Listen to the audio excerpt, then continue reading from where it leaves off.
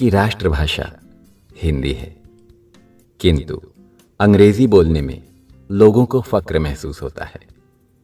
Convent school में बच्चों को पढ़ा लिखा कर माता पिता स्वयं को गौरवान्वित महसूस करते हैं कि मेरा बच्चा इंग्लिश पढ़ रहा है, किंतु इंग्लिश पढ़ने के साथ साथ अपनी संस्कृति और सभ्यता को वह भूलता जा रहा है।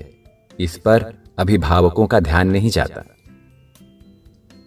आज के समय में दक्षिण भारत के केरल आदि राज्यों में लोगों को हिंदी नहीं आती और हिंदी बोलने वालों को हेय दृष्टि से देखा जाता है।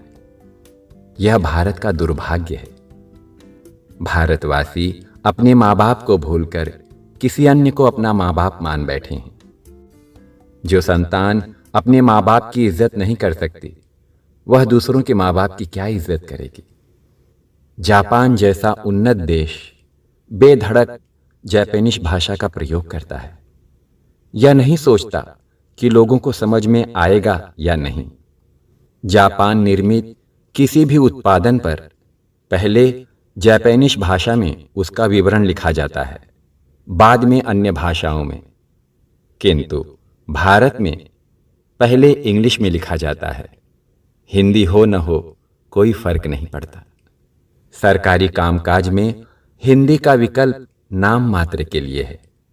यदि हिंदी में भरकर आवेदन पत्र दे दिया जाए तो कर्मचारी देखने लगता है और अक्सर यही बोलता है, प्लीज इंग्लिश में भरकर दीजिए, स्पेलिंग मिस्टेक नहीं होगी।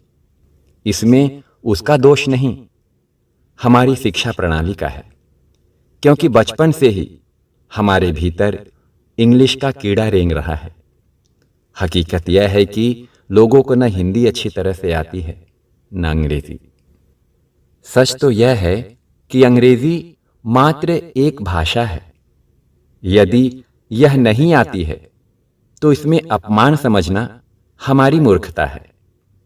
इसे बोलकर आडंबर रचने वालों को क्या हिंदी भाषा अच्छी तरह से आती है? नहीं आती होगी। अधिकांश लोगों को नहीं आती। तो फिर हमें अंग्रेजी नहीं आती तो इसमें शर्म की क्या बात है? शर्म तो तब आनी चाहिए कि पश्चिमी देश का व्यक्ति जब संस्कृत के श्लोक बोलता है और हमें अपनी संस्कृति का ही ज्ञान न हो। अपने आप को शिक्षित समझने वाले लोग अंग्रेजी का बुर्का पहनकर अपनी धाक जमाते हैं, लेकिन उन नासमझ लोगों को यह समझ नहीं है कि बिन हिंदी के तुम्हारी लुटिया डूब जाएगी। आज दक्षिण भारत में जो हालात उत्पन्न हो रहे हैं वो पूरे भारत के लिए दुर्भाग्य हैं। वह दिन सच में भारत के लिए गौरवशाली दिन होगा जब पूरे भारत में प्रशासनिक कामकाज के लिए हिंदी भाषा को प्राथमिकता देकर मान्यता दे दी जाएगी। यदि एक बार इसके प्रति ठोस कदम उठा लिया जाए तो निश्चित ही भारत देश की पहचान भारत के रूप में होगी, न कि इंडिया के रूप में। यह कार्य इसी समय में हो सकता है, क्योंकि हिंदी भाषा का प्रेमी ही भारत की गरिमा को हिंदी से जोड़ सकता है।